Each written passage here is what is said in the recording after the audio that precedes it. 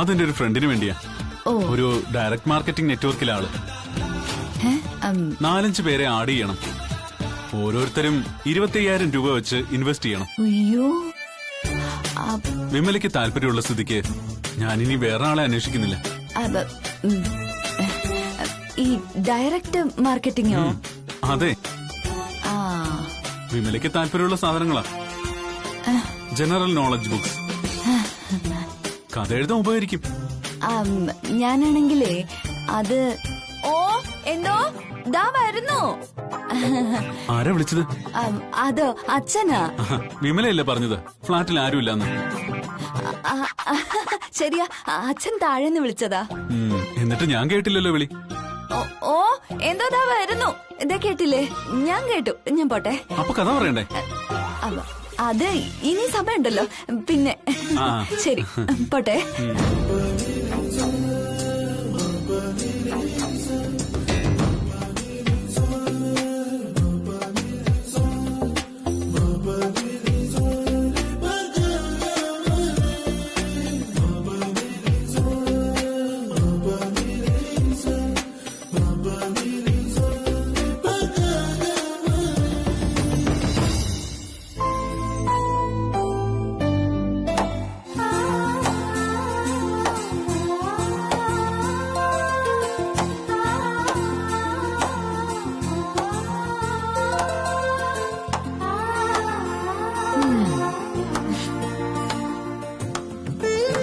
മോളെന്തിനാ കൈയടിക്കുന്നത്?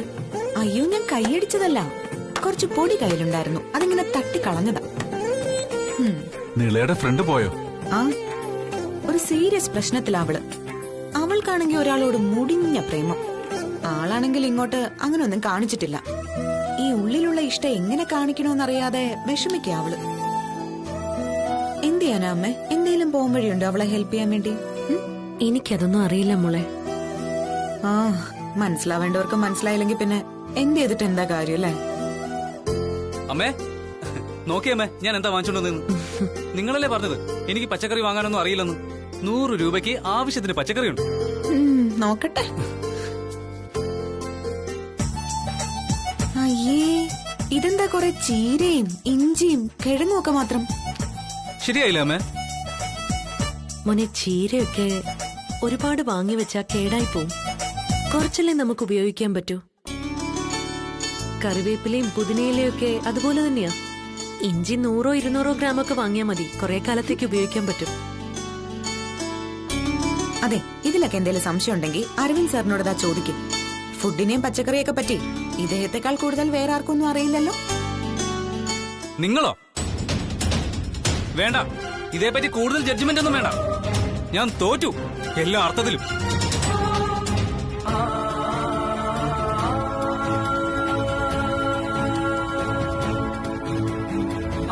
രാജ് കിച്ചനെ പോട്ടീന്ന്. എനിക്ക് പണ്ടേ തോന്നിയതാ ആ അരവിന്ദ് രാജയുടെ കയ്യിലിരിപ്പ് വെച്ച് അത് അധികം ഓടാൻ പോകുന്നില്ലെന്ന്. അതെ, നീ പത്രം തല തിരിച്ചാണോ വായിച്ചത് വിമലെ? രാജ് കിച്ചൻ പൂട്ടിന്നല്ല, ഇന്ന് പ്രവർത്തിക്കുന്നില്ല എന്നാ വാർത്ത. രണ്ടിന്റെ അർത്ഥം ഒന്നല്ലേ? 20 വർഷമായിട്ട് വെള്ളപ്പൊക്കത്തിന്റെ സമയത്ത് പോലും തുറന്നിട്ട ഹോട്ടലിനായി ഇപ്പൊ ഷട്ടർ വീണിരിക്കുന്നത് അറിയാവോ? നമ്മളെന്തിനാ ഇത് ആലോചിച്ച് തലപ്പുണ്ണാക്കുന്നത്? നിങ്ങൾ മിണ്ടായിരിക്കുന്നുണ്ടോ? ആ വെള്ളം ഇങ്ങനെ. ഓ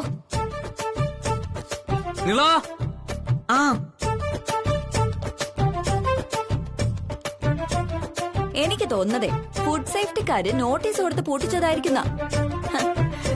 പണ്ടത്തെ പോലൊന്നും അല്ല. പഴകിയതും പൊളിച്ചു നാറിയതൊക്കെ ഉണ്ടാക്കി വിറ്റല്ലേ ഇപ്പൊ പെട്ടെന്ന് പിടി വീഴും.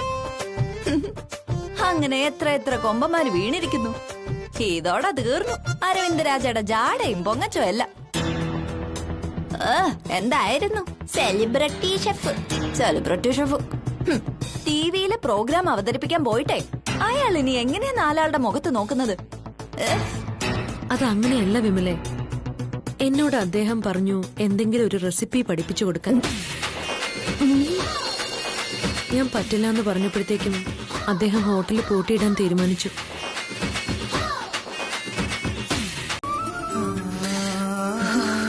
അമ്മേ, ഞാൻ കൊണ്ടുപോയി വിടാമേ. വേണ്ട മോളെ, മോൾ ഓഫീസിൽ ലേറ്റ് ആവണ്ട. നിഖിലിന്റെ കൂടെ പൊയ്ക്കോ.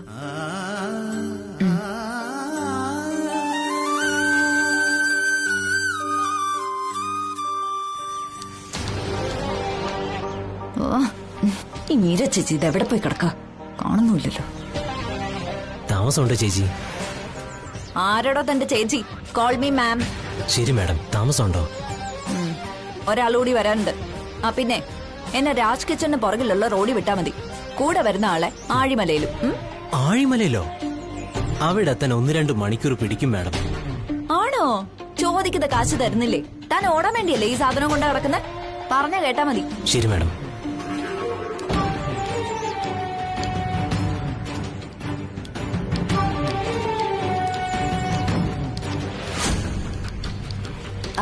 മീര ചേച്ചി എങ്ങോട്ടാ? രാജ് കിച്ചണിലോട്ടാ? ആ അതെ. ആ എന്നാ നമുക്ക് ഒരുമിച്ച് പോവാം. ആ വഴിക്ക് എനിക്കും പോവണ്ടേ. ഇടയിൽ ഇറങ്ങുന്നേ ഉള്ളൂ. ചേച്ചി ഈ ഓട്ടോയിൽ തന്നെ കുറച്ചുകൂടെ മുന്നോട്ട് പോയാൽ മതി. ശരി. ആ പിന്നെ ചേച്ചി വരുന്നോണ്ട് ഓട്ടോക്കാരനോട് പറഞ്ഞിട്ടുണ്ട് രാജ് കിച്ചണിലോട്ട് പോണെന്ന്. ബാ ബാ.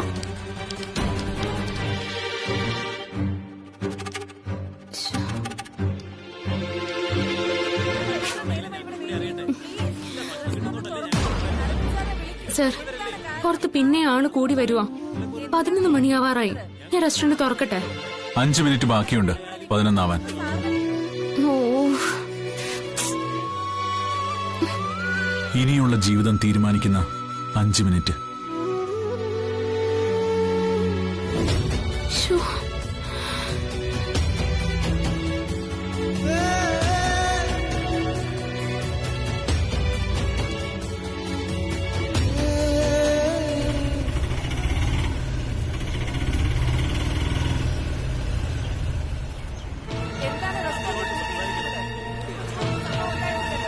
എനിക്ക് ഇവിടെ തന്നെ വരേണ്ടിയിരുന്നത്. താങ്ക്സ്. ഒപ്പം ഉണ്ടായിരുന്ന ചേച്ചി അറിയുന്ന ആളാണോ? അതെ, എന്റെ അയലത്തെ ഫ്ലാറ്റിലെ ആളാ. അപ്പോ ഇനിയും കാണുമല്ലോ അല്ലേ? അതെ. എന്താ? ഇത് അവർക്ക് കൊടുക്കണം. എന്നിട്ട് പറയണം, പാവങ്ങളാണെന്ന് കരുതി അഭിമാനം വെച്ച് ജീവിക്കുന്നവരാണെന്ന് കരുതരുതെന്ന്.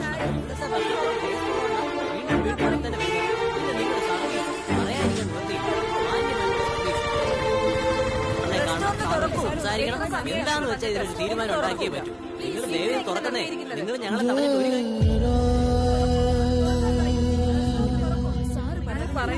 പറ്റില്ല.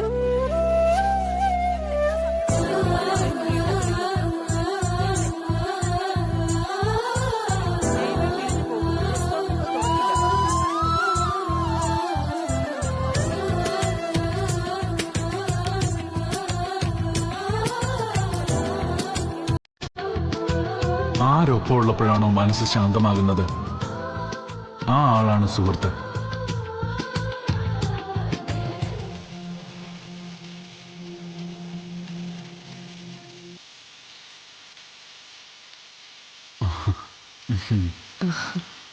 നന്നായി വേവണം. വെള്ളം ചേർത്ത് വേവിക്കണ്ട. വെന്ത് കഴിഞ്ഞിട്ട് വെള്ളം ഉണ്ടെങ്കിൽ അത് വാർത്ത് കളയണം.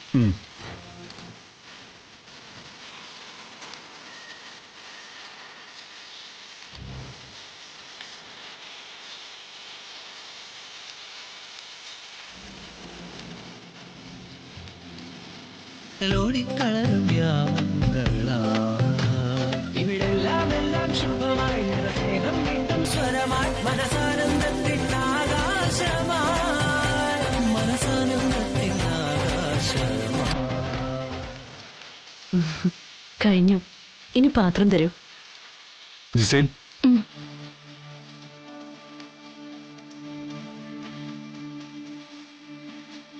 ഇതാ മാം.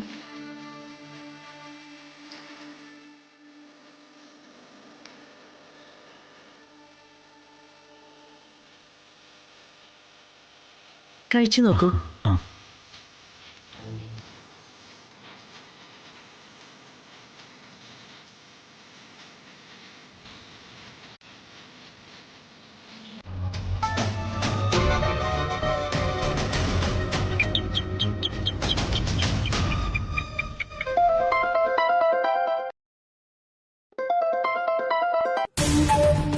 ഓ, ഒന്നുകിൽ വിളിച്ചാ കിട്ടില്ല, അല്ലെങ്കിൽ എടുക്കില്ല. എന്തൊരു നാശം ഇത്. പണിയെടുത്ത് നടുവൊടിഞ്ഞ് വരുന്നത് ഒന്ന് റെസ്റ്റ് ചെയ്യാന്ന് വെച്ചാ. ഇങ്ങോട്ട് വരട്ടെ, കാണിച്ചു കൊടുക്കുന്നുണ്ട്.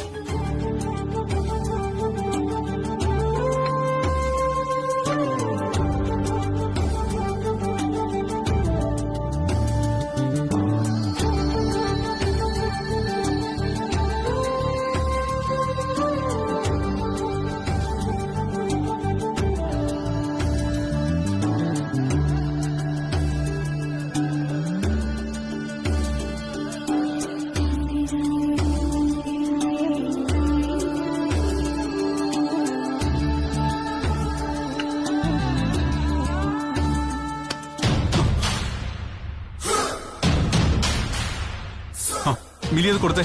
നോ സർ, മീര മാം ഇന്ന് നമുക്ക് ഡെലീഷ്യസ് കപ്പ ബിരിയാണി ഉണ്ടാക്കുന്നത് കാണിച്ചു തന്നില്ലേ? അവരെ കൊണ്ട് ബില്ല് പേ ചെയ്യിപ്പിക്കുന്നത് ശരിയല്ല. ഞാൻ കൊടുത്തോളാം. ഞാൻ കൊടുത്തോളാം മിലി. വേണ്ട മാം, ഇത് ഞാൻ കൊടുക്കാം. എത്രയാന്ന് ഞാൻ നോക്കട്ടെ. അതെന്താ തരാൻ? സർ വേണ്ട സർ, സർ ഞാൻ കൊടുത്തോളാം. വിടും മിലി, ഞാൻ നോക്കട്ടെ. വിട്. ആരും കൊടുക്കുന്നില്ല. Complimentary coffee. Yes sir. എന്നാ ഞാൻ പോട്ടെ. വേണ്ട. ഇതാണ് ഞാൻ പറഞ്ഞ ഓർഫനേജ്. നമ്മൾ കേക്ക് കൊടുത്ത് കുട്ടികളെയൊക്കെ ഒന്ന് കണ്ടു പോരുമ്പോഴേക്കും ഫോൺ ഇവിടെ എത്തും. പിന്നെ എനിക്ക് നിങ്ങളുടെ ഒരു 2 മിനിറ്റ് വേണം. നിങ്ങൾക്കൊരു സാധനം തരാനുണ്ട്. കുറേയേറെ മധുരപലഹാരങ്ങൾ തന്നല്ലോ എനിക്ക്. അതല്ല, മറ്റൊരു സാധനം. വെറും 2 മിനിറ്റ് മാത്രം. ശരി.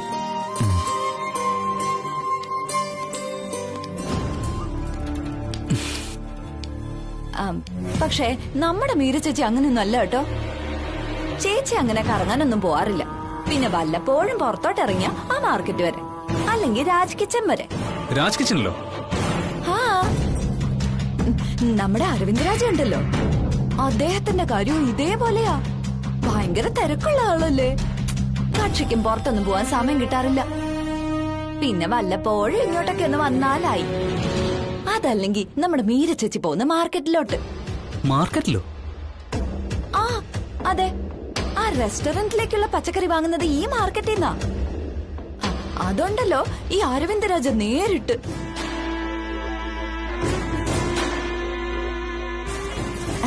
അതെ, എനിക്ക് ഇച്ചിരി ജോലിയുണ്ടേ, പോട്ടെ.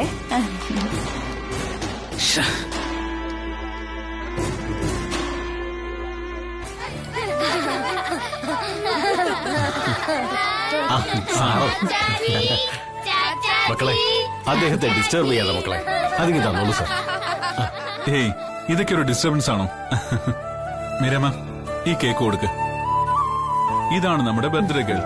ഹാപ്പി ബർത്ത്ഡേ മോളെ. Thank you. അതിങ്ങ് താ മോളെ. ഹാപ്പി ബർത്ത്ഡേ എന്ന് പറയാൻ പറ്റില്ല. പ്രസവിച്ച് പാൽമണം മാറുന്നതിന് മുമ്പേ ആരോ അമ്മ തൊട്ടിലിൽ ഉപേക്ഷിച്ചു. ഇവിടെ എത്തുന്ന ദിവസമാണ് ഈ കുഞ്ഞുങ്ങളുടെയൊക്കെ ബർത്ത്ഡേ. ഇത്രയും ഓമനത്തുള്ള കുഞ്ഞിനെ. സാറിന് ഇവിടുത്തെ കുഞ്ഞുങ്ങളെയൊക്കെ നല്ല പരിചയമാണല്ലോ. കൊള്ളാം. ഇവിടുത്തെ മെയിൻ കോൺട്രിബ്യൂട്ടർമാരിൽ ഒരാളാണ് അരവിന്ദ് സാറ്. എല്ലാ കുഞ്ഞുങ്ങളുടെയും ബർത്ത്ഡേ ആഘോഷിക്കുന്നതും പഠന ചെലവ് നടത്തുന്നതും ഒക്കെ അരവിന്ദ് സാറാ. അതൊക്കെ എന്തിനാ? പറയില്ല. മറ്റുള്ളവരെ കൊണ്ട് പറയാൻ സമ്മതിക്കുകയില്ല. അതാണ് അരവിന്ദ് സാറ്. നിങ്ങളെല്ലാം പോയി കളിച്ചോ. ഞാൻ ഈ കേക്ക് അകത്തോണ്ട് വെക്കട്ടെ. ശരി. ഫുഡ് രാജ് കിച്ചണിൽ നിന്ന് വരുമെങ്കിലും ചെറിയ ചില ആഘോഷങ്ങളുടെ ഒരുക്കങ്ങൾ ബാക്കിയുണ്ട്. ഞങ്ങളിപ്പോ ഇറങ്ങും. ആൾക്ക് പോകാൻ തിരക്കുണ്ട്. ഞാൻ പോയിട്ട് പിന്നെ വരാം. വരണം, ഇല്ലെങ്കിൽ മോക്ക് സങ്കടമാവും. തീർച്ചയായിട്ടും. ശരി സാർ. സർ, അന്ന് മീര മാം ഉണ്ടാക്കിയ പായസമില്ലേ, അതിന് ഭയങ്കര ഡിമാൻഡാ സർ. വരുന്ന ഓർഡേഴ്സ് ഒക്കെ അത് തന്നെയാ. എന്താ സർ ഇതൊക്കെ കേട്ടിട്ട് സാറിനൊരു സന്തോഷമില്ലാത്ത പോലെ? രാജ് കിച്ചന് ഇനി മുതൽ മീര ഉണ്ടാക്കിയ ആ ഡിഷ് ഉണ്ടാവില്ല. ആരെങ്കിലും ഓർഡർ ചെയ്താ അത് ക്യാൻസൽ ചെയ്തേക്ക്. സാർ അത് ഞാൻ പറയുന്നത് കേട്ടാ മതി. ശരി സർ.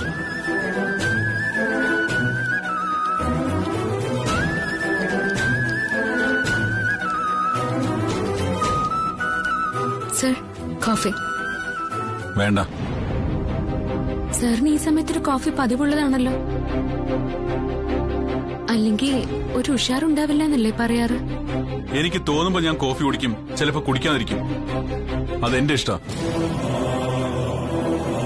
സാറിനിത് എന്തു പറ്റി? നല്ല ദേഷ്യത്തിലാണല്ലോ. എന്തെങ്കിലും പ്രശ്നമുണ്ടോ സർ? സോറി മിലി, മനസ്സ് ശരിയല്ല. എല്ലാ ദിവസവും ഒരുപോലെ ആവില്ലല്ലോ സർ. ചിലപ്പോഴൊക്കെ മനസ്സ് അസ്വസ്ഥമാകും. സാറിന് എന്താ പറ്റിയതെന്ന് എനിക്കറിയില്ല. എന്തായിരുന്നാലും അത് മനസ്സിൽ നിന്ന് കളഞ്ഞേക്കൂ സർ.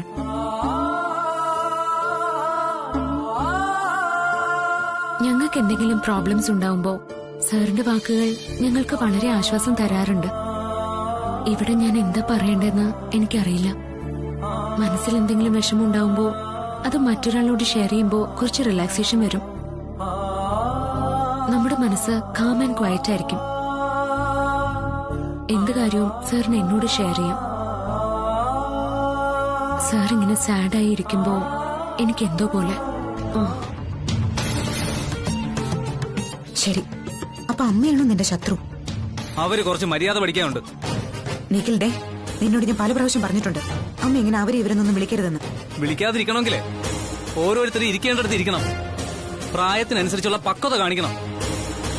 എന്ത് പക്വതയില്ലായ്മ അമ്മ കാണിച്ചത്? അവരെന്തിനാ എപ്പോഴും അരവിന്ദ് രാജയുടെ കൂടെ കറങ്ങുന്നത്? ഓ, അപ്പൊ അതാണ് കാര്യം. അത് തന്നെയാ കാര്യം. Frankly speaking, I don't like him. എനിക്ക് അയാളെ ഇഷ്ടമല്ല. അതും നീ മുമ്പ് പറഞ്ഞ കാര്യവും തമ്മിൽ ഒരു ബന്ധവുമില്ല. മനസ്സിലായില്ല? രാജ് കിച്ചൻ പൂട്ടിയിട്ടതായി ഒരു വാർത്ത വായിച്ചിരുന്നോ പത്രത്തില്? ആ, വായിച്ചിരുന്നു. അതിന് കാരണക്കാരി അമ്മയാ. അതറിയാവോ നിനക്ക്? രാജ് കിച്ചൻ പൂട്ടിയിട്ടതും അമ്മയുമായിട്ട് എന്താ ബന്ധം?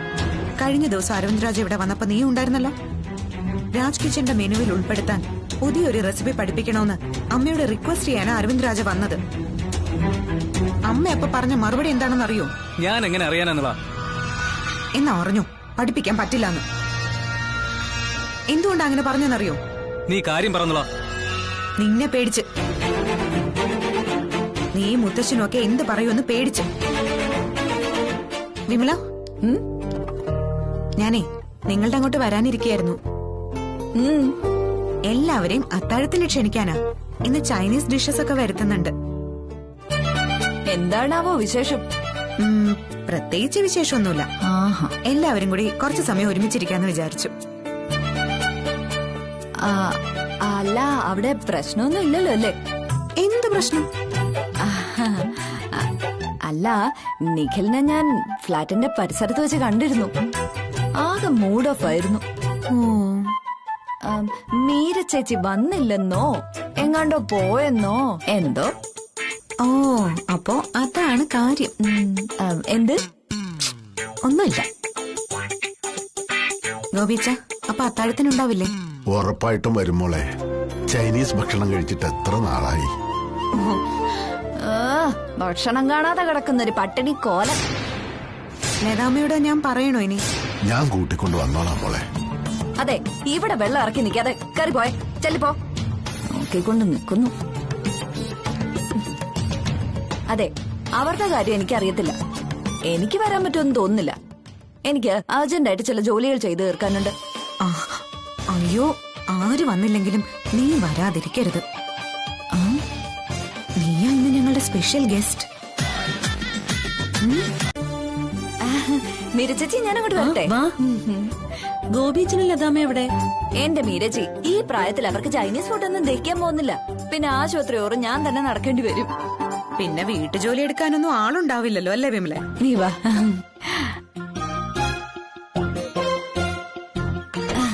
അതെ അതെ. ദേ നീള, എന്നോട് ഇങ്ങനെ ഓക്വേർഡ് ആയിട്ടുള്ള കാര്യങ്ങളൊന്നും പറയല്ലേ.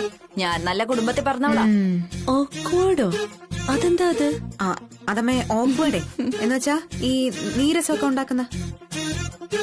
ഓക്സ്ഫോർഡിൽ പഠിച്ച കുട്ടിയല്ലേ അമ്മേ? അല്ലാതെ ഇതുപോലെ ഫാഷനബിൾ ഡ്രസ് ഇട്ട് ഇങ്ങനെ ലോക്കൽ ലാംഗ്വേജ് പറയാൻ പറ്റുമോ? വിമല, നിനക്ക് തരാൻ ആ ഓട്ടോക്കാരൻ 200 രൂപ ഏൽപ്പിച്ചിട്ടുണ്ട് കേട്ടോ. ഏത് ഓട്ടോക്കാരൻ? ഞാനും വിമലയും ഇന്ന് ഒരേ ഓട്ടോയിലാ രാജ് കിച്ചണിലേക്ക് പോയത്. രണ്ടാളും ഒരുമിച്ചാണ് പോയതെങ്കിലേ വിമലയ്ക്ക് കൊടുക്കാനുള്ള പണം എന്തിനാ അമ്മ ഏൽപ്പിച്ചത്? അയ്യോ, എനിക്കൊന്നും വേണ്ട. മീര ചേച്ചി എന്ന് വെച്ചോ. മീര ചേച്ചി വന്ന് ഇരിക്കും. വിശക്കുന്നു. അമ്മേ, അമ്മ ഇങ്ങോട്ടിരുന്നേ. എനിക്ക് വിമലയോട് കുറച്ച് സംസാരിക്കാൻ. ഞാൻ എവിടെ ഇരിക്കാം. ഫുഡ് വെറുതെ വേസ്റ്റ് ആക്കണ്ടെന്ന് കരുതിയാ കേട്ടോ ഞാനും കൂടെ വന്നേ. ചൈനീസ് ഡിഷസ് എനിക്ക് ജീവനാ. അതിനെന്താ രാഗിനി, സന്തോഷമല്ലേ ഉള്ളൂ. ഇങ്ങനെ വല്ലപ്പോഴും ഒക്കെ അല്ലേ നമ്മൾ ഒന്നിച്ചിരിക്കുന്നത്. എന്നാ മീര ചേച്ചിയും കൂടെ അങ്ങോട്ട് ഇരിക്കേ. അതെ അമ്മ, സെൽഫ് സർവീസ് മതി. അമ്മ ഇരിക്കും. കൊള്ളാലോ. എന്താ ഈ ഡിഷിന്റെ പേര്? Hot pot. വേഗം ഇറങ്ങമ്മേ. എന്നാലേ എന്റെ അമ്മക്കുട്ടി സന്തോഷായിട്ട് പോയിട്ടു. അല്ല, അമ്മ എന്താ കക്ഷിയോട് സംസാരിക്കാൻ പോകുന്നത്? എന്നോട് എന്തേലും ദേഷ്യമുണ്ടോന്ന് നേരിട്ടങ്ങ് ചോദിക്കും പോരെ? അതെ, ഇത്തരം കാര്യങ്ങൾ തുറന്ന് സംസാരിക്കുന്ന തന്നെ എപ്പോഴും നല്ലത്. അദ്ദേഹത്തിന് അമ്മയോട് അങ്ങനെ ദേഷ്യപ്പെടാൻ പറ്റില്ല എന്ന് തന്നെയാ ഇപ്പോഴും എന്റെ മനസ്സ് പറയുന്നത്. എങ്കിൽ ശരി മോളെ, ഞാൻ വിളിക്കാം. എന്തായാലും വിളിക്കണേ. അപ്പൊ അരവിന്ദ് രാജ ഒന്ന് പിണങ്ങിയ എന്റെ മീരാമ്മയുടെ മനസ്സ് വിഷമിക്കാൻ തുടങ്ങി.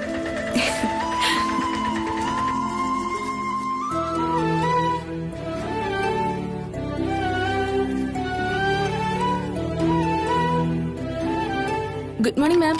Good morning. എന്താ മാം, എന്തെങ്കിലും കാര്യമുണ്ടോ? ഒന്നുമില്ല.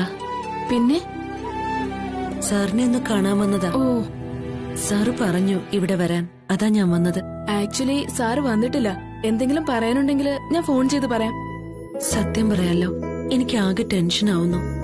സാർ എന്നോട് വരാൻ പറഞ്ഞു, എന്നിട്ട് സാറ് വന്നില്ല. മാം ടെൻഷൻ അടിക്കണ്ട. സാറ് പറഞ്ഞായിരുന്നു മാം ഇന്ന് വരൂന്ന്. എന്താ ഇത്? മാഡത്തിന് ആരാ കിച്ചണിൽ കയറ്റിയത്? കിച്ചണിൽ കയറാൻ ഞങ്ങൾ പുറത്തുനിന്നുള്ള ആരെയും അനുവദിക്കാറില്ല. അഥവാ അങ്ങനെ കയറണമെങ്കിൽ എന്റെയോ അരവിന്ദ് സാറിന്റെയോ പെർമിഷൻ വേണം. മാഡം, അരവിന്ദ് സാർ പറഞ്ഞിട്ട് വന്നതാ നമ്മുടെ ഷെഫുകൾക്ക് പുതിയ രുചിക്കൂട്ടുകൾ പറഞ്ഞു കൊടുക്കാൻ. അരവിന്ദ് സാർ പറഞ്ഞു അങ്ങനെ? അതെ, അങ്ങനെ പറഞ്ഞു. അതുകൊണ്ടാണ് ഞാൻ ഇങ്ങോട്ട് വന്നത്. സാറിന് ഇത് എന്ത് പറ്റി? സാറിന് എങ്ങനെ എന്തെങ്കിലും പുതിയ കാര്യങ്ങൾ ഷെഫുകളോട് പറഞ്ഞു കൊടുക്കണമെങ്കിൽ സാർ തന്നെ പറഞ്ഞു കൊടുക്കാറാ പതിവ്. അതിനുവേണ്ടി പുറത്തുനിന്ന് ആരെയും വിളിക്കാറില്ല. ഇതെന്താ സംഭവിക്കുന്നത്? എനിക്കൊന്നും മനസ്സിലാവുന്നില്ല. എന്തായാലും സാറിപ്പ വരുമല്ലോ. മാഡം, അതവിടെ വച്ചേക്കും. അത് സാർ ഉപയോഗിക്കുന്നതാ.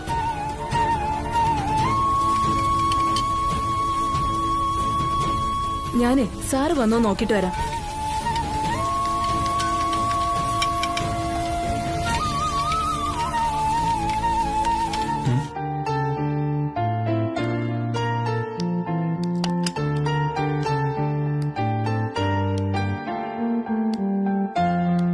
Good morning sir.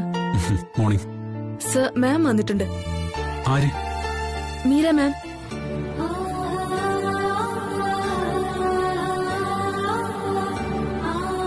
നമ്മുടെ ഷെഫുകൾക്ക് പുതിയ പുതിയ ഡിഷസ് പരിചയപ്പെടുത്താൻ വേണ്ടിട്ട് വന്നതാണ്. സാർ അറിഞ്ഞില്ലായിരുന്നോ? ഞാൻ ചോദിച്ചപ്പോ സാറ് പറഞ്ഞിട്ടാ വന്നതെന്നാ പറഞ്ഞത്. കിച്ചണിലുണ്ട് മാം. അവിടെ ബനാന മഞ്ചൂരി ഉണ്ടാക്കാനുള്ള തയ്യാറെടുപ്പില്ല. സാറ് വരുമ്പോ പറയണമെന്ന് പറഞ്ഞായിരുന്നു. മാഡത്തിന് വിരോധമില്ലെങ്കിൽ അതൊക്കെ ഞങ്ങൾക്ക് പറഞ്ഞു തന്നാൽ വളരെ ഉപകാരമായിരിക്കും. ശരി, പറഞ്ഞു തരാം.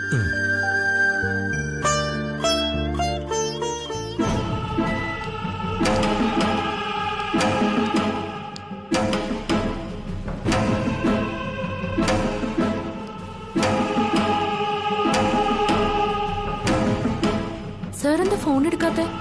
ഞാൻ ശ്രദ്ധിച്ചില്ല. ഫോൺ സൈലന്റിലായിരുന്നു. സാർ വെറുതെ പറയണ്ട. അല്ല, വെറുതെ പറഞ്ഞൊന്നും അല്ല, സത്യ. ജിസയിൽ പറഞ്ഞു എന്തോ മീറ്റിംഗ് ഉണ്ടെന്ന്. ആരുമായിട്ടാ സർ?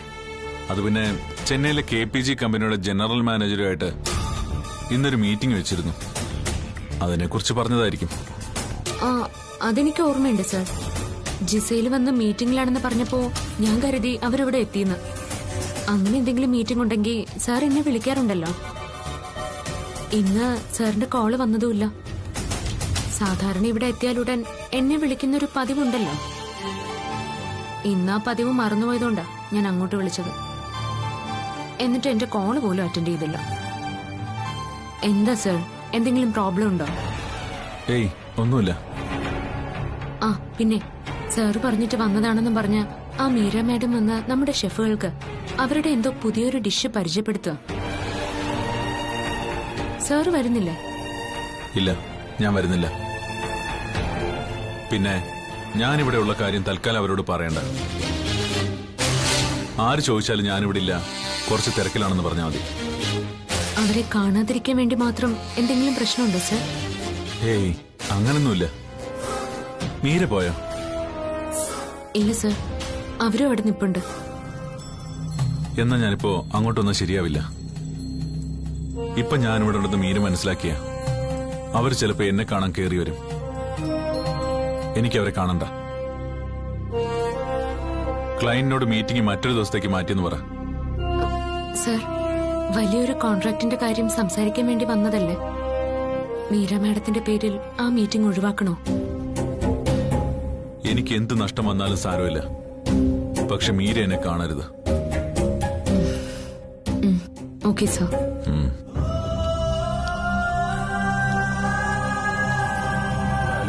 മിലി,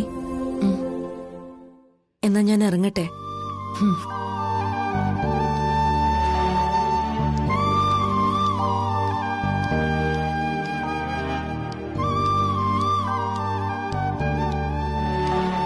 അയ്യോ, ആ ബനാന മഞ്ചൂരിയൻ അരവിന്ദ് സാറിന് വേണ്ടി എടുത്തു വെക്കാൻ പറയാൻ മറന്നു.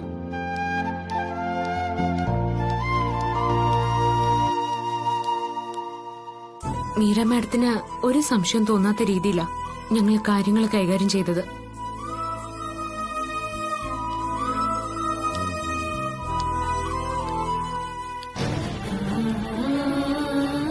പാവം, കുറെ നേരം സാറിനെ വെയിറ്റ് ചെയ്ത് നിന്നായിരുന്നു. മാഡം ഉണ്ടാക്കിയ ബനാന മഞ്ചൂരിയൻ സാറിനെ കൊണ്ട് ടേസ്റ്റ് ചെയ്യിപ്പിക്കണമെന്നൊക്കെ എന്നോട് പറഞ്ഞു. ഞാൻ ഒരു വിധത്തിലാ മാഡത്തിനെ ഇവിടുന്ന് പറഞ്ഞു വിട്ടത്.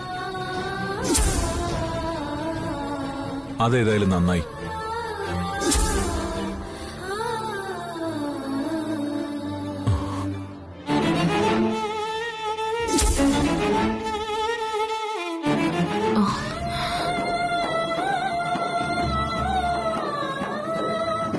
അവരുമായിട്ട് എന്തോ പ്രശ്നമുണ്ടെന്ന് എനിക്കും തോന്നിയിരുന്നു.